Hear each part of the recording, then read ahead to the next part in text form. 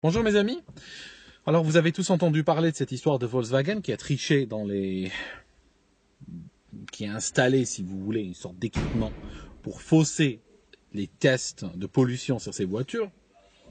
Avant sa révélation, cette histoire aurait été une conspiration. Aujourd'hui, c'est une factualité, c'est une news. Mais est-ce que vous savez que toute l'histoire, et je ne parle pas là de Volkswagen, vous savez toute l'histoire, ce sont des hommes politiques, ce sont des États qui ont décidé, pour des raisons purement idéologiques, d'intoxiquer le public et précipiter la mort de milliers de gens. Vous le savez ça? Je vais vous expliquer. Alors, depuis toujours, on sait que les moteurs diesel ont des émissions qui sont plus nocives pour la santé humaine que les moteurs à essence. La raison, c'est qu'ils dégagent plus d'oxyde d'azote. Ces oxydes d'azote viennent de la réaction, viennent pas du carburant, mais en fait viennent de la réaction entre l'oxygène qu'il y a dans l'air et l'azote qui est dans l'air. Dans les moteurs diesel, les conditions sont fournies pour que ces deux gaz puissent réagir. Et ils donnent de l'oxyde d'azote. Et les deux moteurs donnent aussi de la vapeur d'eau. La combustion d'un hydrocarbure donne de la vapeur d'eau. Et ils donnent du dioxyde de carbone, CO2. Alors, je vous explique le truc. Ça a toujours été considéré comme une folie d'utiliser le diesel dans des petits véhicules qui vont rentrer dans les villes, dans les parkings, qui vont aller se mêler aux gens, si vous voulez. Ça a toujours été des moteurs qui ont été utilisés, je ne sais pas, sur des ferries, sur des camions, sur des grosses machines, mais pas des moteurs qu'on voulait généraliser dans la cité. Puis comment ça s'est arrivé qu'on les ait généralisés? Je vous explique. Vous prenez l'histoire du réchauffement climatique. Cette histoire de réchauffement climatique, comme vous le savez, elle a été promue par un certain nombre de lobbies, qui d'ailleurs, depuis le climat ne se réchauffant pas, ont décidé de changer la terminologie et maintenant on parle du changement climatique. Comme ça, on peut vous taxer quand la température monte et quand la température baisse.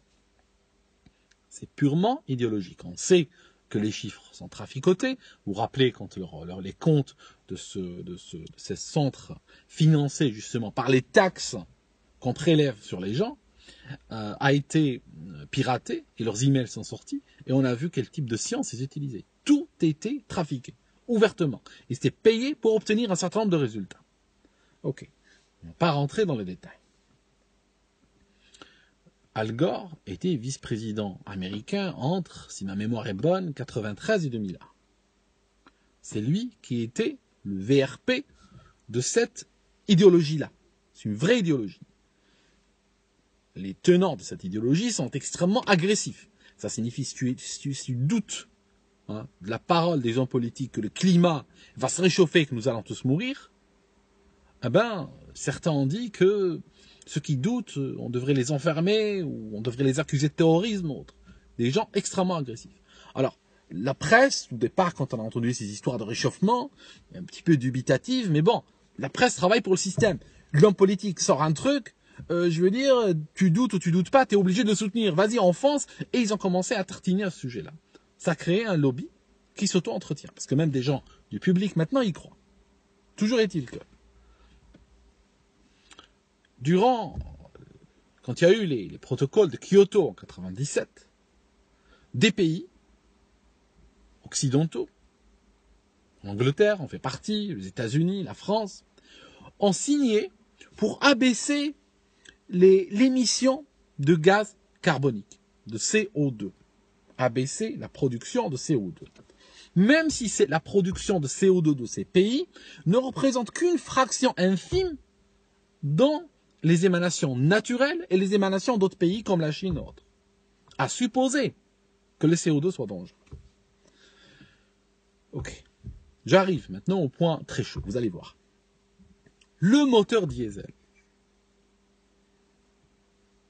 génère un peu moins de CO2, de gaz carbonique, que le moteur à essence.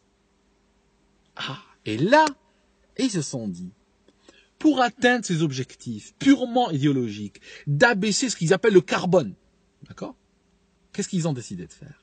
ils ont décidé de promouvoir un moteur qui est extrêmement dangereux par ailleurs. Parce qu'il dégage quoi?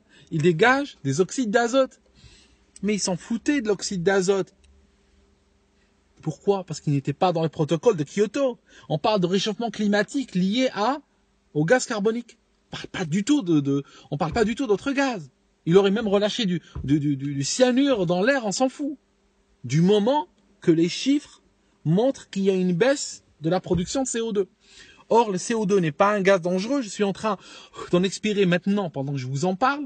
Alors que, par exemple, NO2, si vous prenez un des oxydes d'azote, en 1 ou 2 inspirations, vous êtes en train de cracher vos poumons. Il se transforme en acide nitrique dans vos poumons et vous les brûle. Vous comprenez? Donc, ils se sont dit quoi? Parce que tous les experts sont d'accord. Ils disent qu'on compte rien qu'ici en Angleterre, ils comptent pratiquement 5-6 000 morts en plus par an liés à l'utilisation du diesel. Ils savent ça bien avant les accords de Kyoto. Ils savent que le diesel est dangereux. Mais ces hommes politiques réfléchissent comment? Ils se disent, ok, tuons 5-6 000 personnes par pays maintenant. D'accord? Par an, maintenant. Pour pouvoir réduire de quelques pourcents le gaz carbonique, le CO2, et comme ça, on réduit le réchauffement climatique, et comme ça, on sauve peut-être 1 milliard de personnes dans 100 ans. Voilà. Ça signifie qu'on tue des gens maintenant pour atteindre des objectifs qui sont purement idéologiques et qu'aucune science sérieuse n'a démontré. D'accord? Voilà ce qu'on est en train de faire.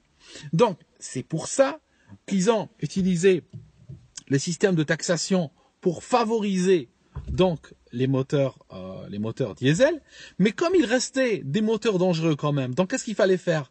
Eh ben, la seule manière de les faire rentrer dans le circuit et de les faire passer les tests qui étaient là, qui étaient contre le dioxyde d'azote, entre autres, qui étaient là avant Kyoto, ben, qu'est-ce qu'ils ont dû faire? Ben, ils ont dû tricher. Voilà. La seule façon, c'était tricher. En Allemagne, les régulateurs qui étaient censés donc surveiller l'application de ces règles, je vais essayer d'allumer cette lumière, hein, vous savez, dès qu'on arrive à cette saison-là, je suis obligé de faire les vidéos depuis un parking. Donc, je vous disais que une fois qu'ils ont décidé de faire ça, il y avait les régulateurs. Les régulateurs étaient, si vous voulez, le dernier, comment dirais-je, le dernier verrou de sécurité dans l'affaire. Eh ben, qu'est-ce qui s'est passé? Ils leur ont offert de l'argent, ils leur ont offert des putes, mes amis, sérieusement. Ils leur ont payé des prostituées de luxe pour qu'ils se la ferment. Ça signifie que ces gens qui sont partis en mission pour sauver l'humanité dans 100 ans pour que les océans ne le bouffent pas, n'est-ce pas? Et qui, pour se rencontrer, pour nous parler de ça, partent en jet privé chacun et discutent sur comment nous taxer pour éviter que l'humanité ne meure dans 100 ans, eh ben, ces gens-là se tapaient des putes et se tapaient des fêtes de luxe. Pourquoi? Pour fermer les yeux sur l'intoxication des gens par des oxydes d'azote. D'accord? Donc ils ont accepté de tuer des milliers de gens, maintenant, pour des objectifs purement idéologiques. Voilà l'histoire. C'est ça ce que cache cette histoire de Volkswagen. Et je suis presque sûr qu'il y a d'autres fabricants de voitures qui sont exactement dans le même coup. Donc voilà ce qui se passe, mes amis. Pratiquement toute la politique se résume à ça. Nous vivons dans l'âge des mythes et l'âge des dogmes. Quand on a, par exemple, excusez-moi, je vais revenir à mon sujet de prédilection, quand on a, par exemple, favorisé l'émergence de groupes terroristes comme ISIS, ou quand on a déstabilisé la Libye, ou des choses comme ça, ou quand on ferme les yeux sur l'émergence de l'islamisme radical qui crée des terroristes, c'est parce que nous avons des hommes politiques qui sont déconnectés de la réalité. Il n'y a pas de réalité pour lui. Ils ne se sentent pas attachés ou liés, je ne sais pas. C'est peut-être parce qu'ils se sentent tout puissants, n'est-ce pas? Parce que ce sont des gens qui n'ont jamais travaillé de leur vie le plus souvent, ce sont des gens qui ont toujours vécu dans les cercles du pouvoir, qui ont toujours obtenu tout comme ça. Donc peut-être qu'ils se sentent plus réellement liés à la réalité ou à la factualité. Donc ils peuvent développer un dogme dans les salons entre deux champagnes, et puis après décider de l'imposer, quitte à marcher sur le corps de millions de gens. Voilà mes amis. Donc, je vous dis un truc, quand vous votez, si vous n'avez pas envie de voter pour des gens qui vous assassinent au nom de leur dogme, votez pour des gens qui ont les pieds sur terre. Votez pour des gens qui sont attachés à la réalité. Sinon, je vous assure, ils vont nous tuer tous ensemble. On va tous crever la bouche ouverte pour qu'ils atteignent leurs objectifs idéologiques. Voilà mes amis, je vous laisse. Bonne nuit.